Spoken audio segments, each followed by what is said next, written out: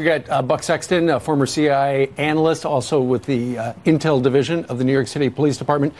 Buck, the randomness of these targets is stunning.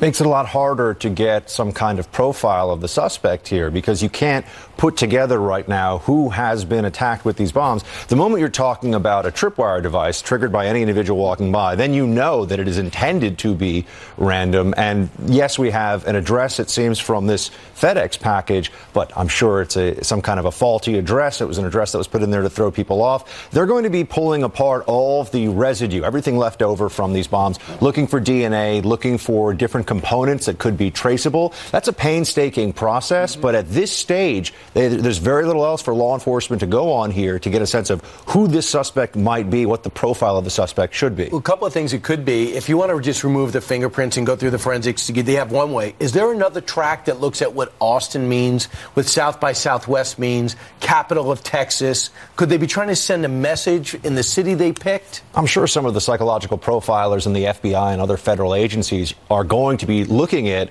how could this be terrorism, or what would it fit into in terms of an extremist context. But based on the target set right now, you can make some very general theories about how it's anti-government activity, it's domestic terrorism, but we really don't know. There's also just the possibility that this is somebody who is psychopathic, enjoys maiming and killing innocent people. We just don't have anything to go on. There's no manifesto. There's no social media profile to work with, which is, I think, why law enforcement is looking at this and saying, hey, we need help. We got a $100,000 reward out there for anybody who can give us information. That's because right now it's a race against the clock and they don't have a lot to go on. What's happening right now behind the scenes? Are they contacting FedEx saying, did you get video?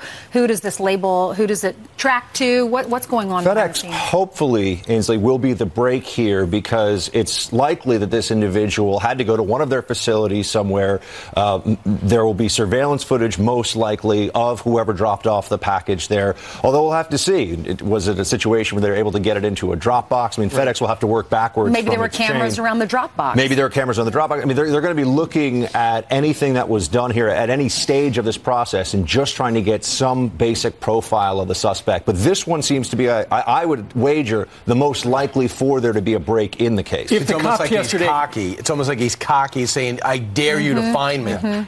If the cops yesterday said, hey, bomber, talk to us, what does that mean in the case?